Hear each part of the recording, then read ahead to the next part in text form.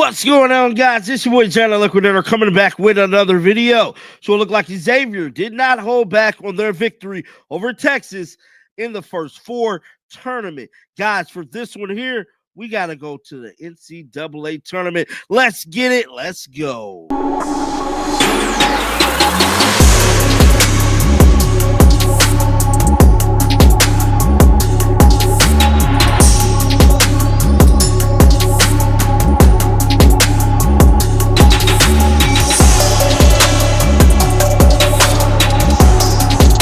This is officially here, bruh. As Xavier took on Texas yesterday, fans was stunned that they was able to pull off the victory.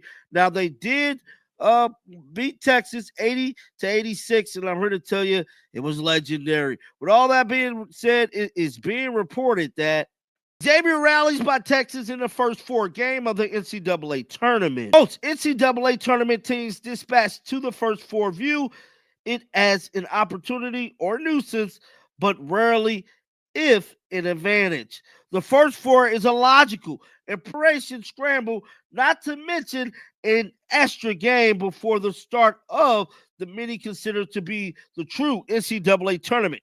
But Xavier found itself in an unusual spot Wednesday night against Texas, playing just 47 miles from his Cincinnati campus in front of a raunchy crowd that burnt into "Let's Go X" chants and flashed the horns down signal. When Xavier frontmen Zach Freeman and Ryan Kyle fought foul trouble and spotty shooting, Foster stepped into center stage. The four-man transfer scored a season-high 22 points, including 16 in the second half, and hit 4 of 5 from three range with 8 defensive rebounds. This young man was sensational. Now, although Fremont came alive late and reached double figures and scoring 15 points alongside Kyle, the three others Xavier received big boost from Foster and receives Dante Maddox Jr. 10 points and Jerome Hunter 9 points. Now, each one of these players did speak to reporters immediately after this game, and that's what we're going to dive into right now. But I'm here to tell you guys, as the NCAA tournament get further along, your boy John Liquidator is going to be covering game by game for the most part on the channel. So the channel is going to be getting a facelift. So I just want to let you guys know that NCAA tournament content will be coming to the channel starting right now. But with all that being said, let's roll the footage. Ending first four. March Madness alive and well. Xavier, big second half. The Musketeers a winner 86-80. They advanced to play Friday in Milwaukee against Illinois.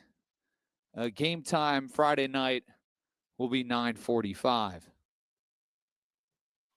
Coming to the stage, Zach Freemantle, 15 points this evening. Ryan Conwell, 11 points, and Marcus Foster was brilliant, 8 of 9 from the field, 4 of 5 from three, 22 points and 8 rebounds. Head coach Sean Miller. Coach, before we get to questions for our student athletes, your team's performance here tonight and being able to advance in the field of 64. Well, my initial thoughts are, it's one of the greatest games I've been a part of. Obviously the energy of the crowd, our fans certainly took advantage of the proximity to Cincinnati and that emotion. And when we needed them, it was certainly a factor in the game. I think all three of these guys would tell you that we certainly felt it, really appreciated it. Look, I thought we beat an excellent Texas team. They are disciplined. They have depth and talent. Johnson, we knew it was going to be, a tall order to guard him. And it was, he had 23 points for no lack of effort on our part. So we knew we beat a really good team from the SEC. And we knew going into the game, it was going to be a great challenge. I'm just so proud of these three and our team. There were just times in the game where it didn't feel like it was going to go our way. But I'll just stick with resilience. It's the badge of this group. Right when you think you're going to count us out. We win, right? When you think things aren't going to go well, we have found a way. And I think that's a great characteristic in this year's or in any NCAA tournament. And we certainly have that. Let's open up questions for our student athletes. First row on the end. Yeah, Tom Archdeek in Dayton. All three of you fellas, just what it felt like out there. If it almost felt like you were in Cincinnati. I mean, it was just pretty electric.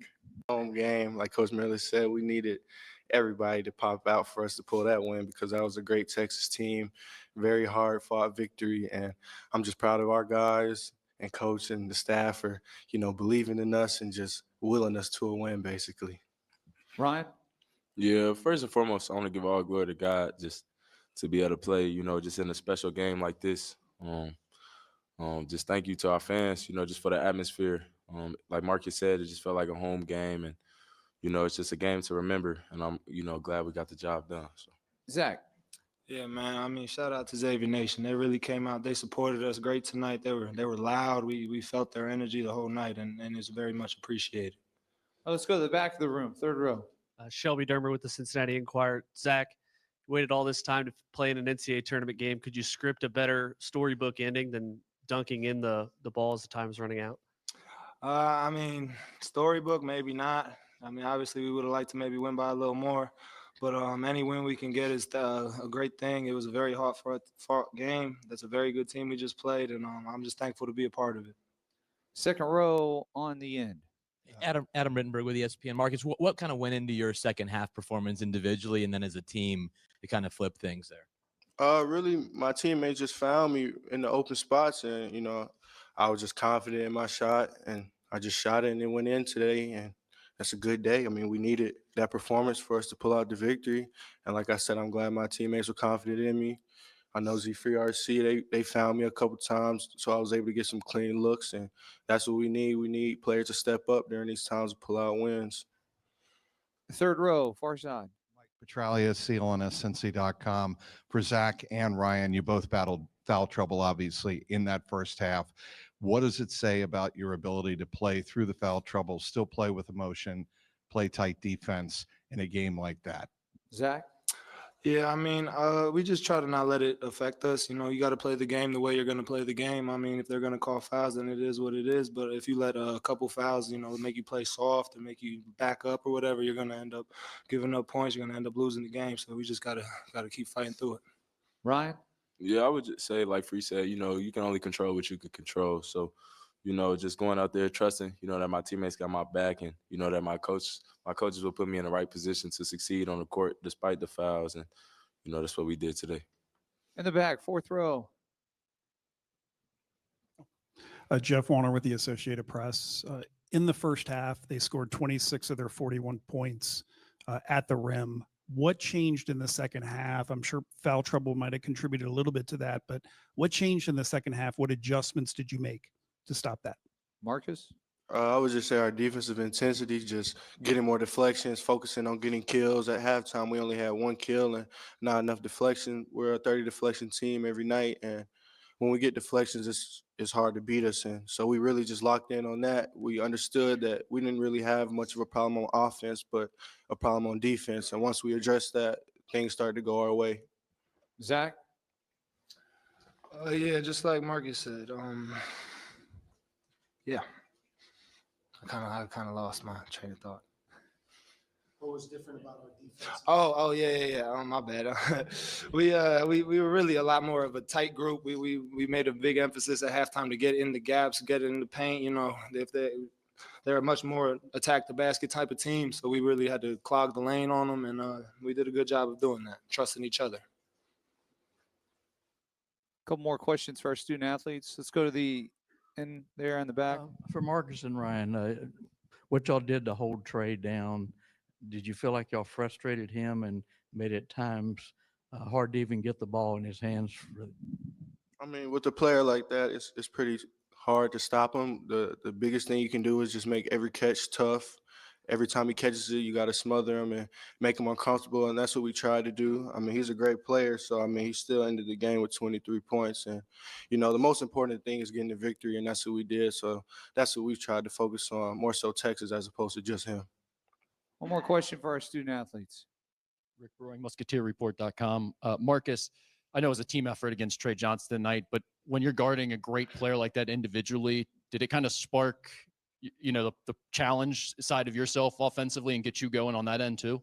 Yeah, most definitely. I mean, I look at myself as a competitor and a two-way player. So just being able to have the opportunity to go against young, fresh talent who has this opportunity to get drafted, just, it was exciting to me, and it made me want to play even harder and even better and want to compete more on the other end as opposed to just having to guard them. So I feel like this atmosphere. Now that was the Xavier basketball team. Speaking about Texas, man, I want to know you guys' thoughts down in the comments section right now. Keep them bells on because you do not want to miss my NCAA tournament updates. Like always, man, until next time, shake the haters off. I'm out of here, baby. Peace out. Shake the haters